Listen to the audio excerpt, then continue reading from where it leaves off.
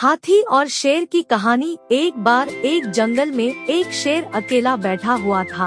वह अपने बारे में सोच रहा था कि मेरे पास तो तेज धारदार मजबूत पंजे और दांत है, साथ ही मैं एक बहुत ही ताकतवर जानवर भी हूँ, लेकिन फिर भी जंगल के सारे जानवर हमेशा मोर की ही तारीफ क्यों करते रहते हैं। दरअसल शेर को इस बात से बहुत जलन महसूस होती थी कि सभी जानवर मोर की तारीफ करते थे। जंगल के सभी जानवर कहते थे कि मोर जब भी अपने पंख फैलाकर नाचता है तो वह बहुत सुंदर लगता है। यही सब सोचकर शेर बहुत दुखी हो रहा था। वह सोच रहा था कि इतना ताकतवर होने और जंगल का राजा होने पर भी कोई उसकी तारीफ नहीं करता है। ऐसे में उसके इस जीवन का क्या मतलब है। तभी वहाँ से एक हाथी जा रहा था। वह भी काफी दुखी था। जब शेर ने उस दुखी हाथी को देखा तो उससे पूछा, तुम्हारा शरीर इतना बड़ा है और तुम ताकतवर भी हो, फिर भी इतने दुखी क्यों हो?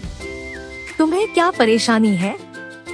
दुखी हाथी को देखकर शेर ने सोचा कि क्यों न मैं इस हाथी के साथ अपना दुख बांट लूं। उसने आगे कहते हुए हाथी से पूछा कि क्या इस जंगल में ऐसा कोई जानवर है जिससे तुम्हें जलन होती हो और वह तुम्हें हानि पहुंचाता हो?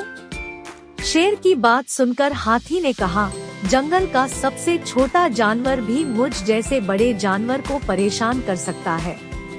शेर ने पूछा, वह कौन सा छोटा जानवर है? हाथी ने कहा, महाराज, वो जानवर चींटी है।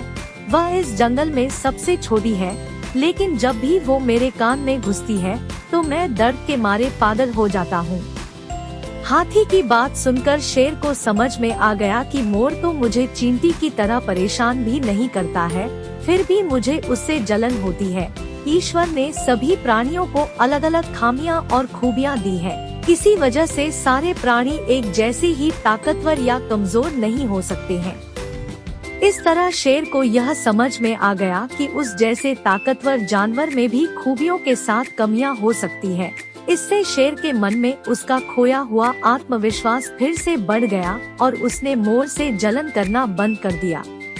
कहानी से सीख, हमें कभी भी किसी की खूबी देखकर उससे नहीं जलना चाहिए, क्योंकि हम सभी में अलग अलग खूबियां और खामियां होती है। दोस्तों, हमारे चैनल को लाइक और शेयर करें। धन्यवाद।